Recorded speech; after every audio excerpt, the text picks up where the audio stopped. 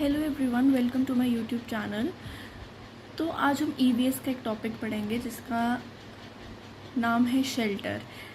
अब what is shelter? An area which is used for living.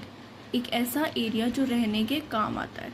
Shelter protectors by enemies, weather events and animal attacks. जो shelter होता है वो हमें protect करके रखता है हमारे एनिमीज से, वेदर से, इवेंट से एंड एनिमल अटैक से।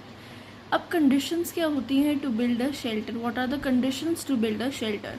सबसे पहले climatic conditions, moist, cold and hot. बहुत ज़्यादा जब सर्दी होती है तब हमें शेल्टर चाहिए। जब मॉइस्चर होता है, रेनी वेदर होता है, तब हमें शेल्टर चाहिए। And when it is very hot weather. Topographical structure means area, what type of land area it is, plain area, hilly area और river side. Raw material availability, हमें एक चीज़ और चेक रखते हैं, जो हमारा शेल्टर है वो रॉ मटेरियल की अवेलेबिलिटी उसके आसपास हो। Developed area for education and market, जो भी हम शेल्टर बिल्ड करते हैं, अपना घर बनाते हैं, उसके आसपास हम ये भी देखते हैं कि जो हमारे एजुकेशन के लिए, जैसे ट्यूशन्स हो गई, कोचिंग सेंटर्स हो गए, स्कूल्स हो गए, वो सब है हमारे बच्चों के लिए। और मार्केट्स हैं जो हमें डेली नीड सप्लाई करते हैं कि नहीं करते। Now let's talk about types of shelter. हमारे पास कुछ टाइप्स ऑफ शेल्टर्स आते हैं, जिसमें से पहला है bamboo house. It is constructed in flood areas. ये जहाँ पे बहुत ज़्यादा फ्लड आता है, बहुत ज़्यादा बाढ़ आती है, ये उन एरियाज़ में ऐसे घर बनते हैं, bamboo house. Bamboo is hollow, bamboo अंदर से बहुत खाली होता है, सो इट फ्लोट ईजिली। वो जब टूटता है या फिर कुछ भी होता है तो आराम से तैर जाता है। It is mostly seen in Assam because Brahmaputra river overflow every year. जो बैम्बू हाउसेज है वो हमारे असम में ज़्यादातर पाए जाते हैं, क्योंकि जो ब्रह्मपुत्र रिवर है वो ओवरफ्लो हो जाती है हर साल। Their height from the ground level is 8 to 10 feet. जो उनकी हाइट होती है ग्राउंड से ऊपर तक वो होती है 8 to 10 feet. Second is mud house. जो मड हाउस है, it is constructed in hot climate reason, जहाँ पे बहुत ज़्यादा गर्मी होती है, जैसे राजस्थान वगैरह। Temperature is high and hot wind, so mud works as an insulator. जो यहाँ का टेम्परेचर होता है, जहाँ पे मड हाउसेज होते हैं, जैसे कि राजस्थान, वहाँ पे बहुत गर्मी होती है, तो जो मिट्टी होती है वो हमारी ठंडी होती है, तो वो हमें गर्म हवाओं से बचा कर रखती है। Wall is equals to mud plus paint is equals to dung plus lime powder. Roof बनी होती है इसकी वुड से, घास से और मड से। जैसे एग्जाम्पल राजस्थान, जो मैं आपको पहले ही बता चुकी हूँ। फिर आते हैं हमारे रेबो टेंट हाउस। जो रेबो टेंट हाउस होते हैं ये हमारे कोल्ड क्लाइमेट रीजन्स में होते हैं, और ये वाले हाउसेस हमारे ज़्यादातर लद्दाख में पाए जाते हैं। Those are temporary house. जो रेबो टेंट हाउस होता है ये टेम्प्रेरी हाउसेज होते हैं। लोग यहाँ से इधर से उधर मूव करते रहते हैं। They make their sheets using yak hair. जो इनकी शीट्स बनी होती है रेबो टेंट की, ये याक होता है एक एनिमल जो बर्फ़ में पाया जाता है, उसके जो बाल होते हैं उससे उसकी शीट्स बनती हैं। एंड कवर देयर टेंट्स, और उसी शीट से, जो शीट वो निकालती हैं याक की स्किन से, अपने टेंट्स को कवर करते हैं उससे, ताकि जो उनका टेंट है वो गर्म रहे। It keeps it warm. Fourth is stone and would house. It is constructed in snowfall areas. जो स्टोन और वुड हाउसेज होते हैं, जैसे कि शिमला, मनाली, जहाँ पे स्नोफॉल होती है, ये उन एरियाज़ में होते हैं। Constructed in snowfall areas. Roof is sloppy. जो रूफ होती है वो स्लोप कर रही होती है, मतलब नीचे को गिरी होती है, so that snow falls down. Arc design is of Windows. जो विंडोज़ का डिज़ाइन होता है वो कुछ आर्क डिज़ाइन का होता है। And it is seen in Srinagar, Kullu, Manali.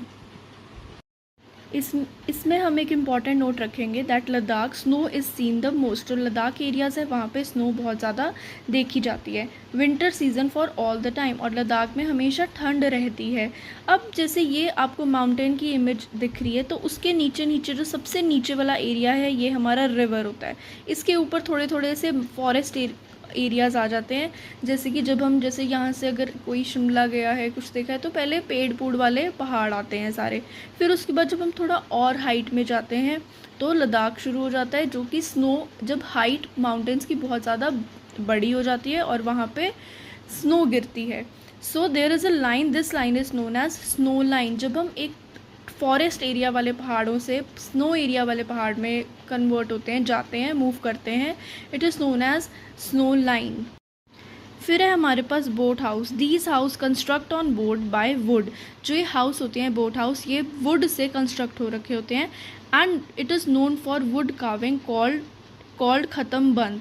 और जो ये वुड है, जो ये बोट हाउस है, ये वुड कार्व करके, वुड की एसिंग कटिंग करके बनती है, जिसको हम ख़त्म बंद बोलते हैं। और ये वाले जो बोट हाउसेज हैं ये हमें कश्मीर केरला में देखने को मिलते हैं। और large form with rooms is called, और जो बड़ी बड़ी बोट्स होती हैं जिसके अंदर बहुत बड़े रूम्स होते हैं, आराम से रह सकते हैं, इट इज़ कॉल्ड डोंगा। And the last type of houses stone house, जो पत्थर के बने होते हैं। It is constructed in Ladakh, 2 floors, ground floor are for animals and storage, first floor for residents. जो स्टोन हाउसेज होते हैं, पत्थर के घर होते हैं, उसमें नीचे वाला जो ग्राउंड एरिया होता है वो एनिमल्स के लिए बनाया जाता है और फर्स्ट फ्लोर जो होता है वहाँ पे हम रहते हैं। अब डिफरेंट शेल्टर्स हैं जो बर्ड्स के हम बात करेंगे। जो बर्ड्स हैं वो कौन से डिफरेंट शेल्टर्स में रहती हैं। Koel lays the egg in nest of crow. जो कोयल होती है वो क्रो जो नेस्ट बनाता है उसके अंदर अपने एग्स को ले करती है। Second is tailor bird, weaves the nest by leaf and grass. जो टेलर बर्ड होती है वो वीव करती है अपना खुद का nest using leaf and grass. King cobra, it eats the birds and use their nest for laying eggs. वो दूसरे बर्ड्स के जो एग्स होते हैं वो मतलब दूसरे बर्ड्स को खा जाते हैं एंड यूज देयर नेस्ट, और उनका नेस्ट यूज़ करते हैं for laying the eggs.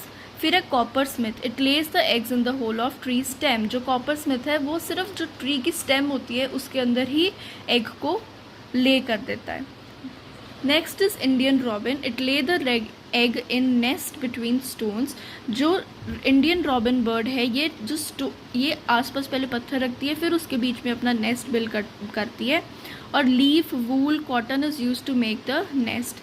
Comfortable nest जो इंडियन रॉबिन का होता है वो बहुत कंफर्टेबल नेस्ट होता है। और main food is small insect. जो रॉबिन बर्ड है उसका मेन फूड कौन सा है, small insects. Next is sunbird, it is known for colour change, it lays the eggs in hanging nest. जो सन बर्ड होती है, जो जैसे पेड़ पे हैंगिंग नेस्ट होते हैं ना, ऊपर से नीचे लटके हुए, उसके अंदर अपने एग्स को ले करती है। Dove bird looks like pigeon, makes there nest in cactus and other shrubs. जो डव बर्ड होती है वो पिजन जैसी दिखती है और जो एग्स को ले करती है वो shrubs, makes there nest in cactus. जो कैक्टस कांटे वाले जो होते हैं उसके अंदर, या छोटे छोटे श्रब्स होते हैं उसके अंदर अपने एग्स को ले करती है। So with this we have covered the topic shelter.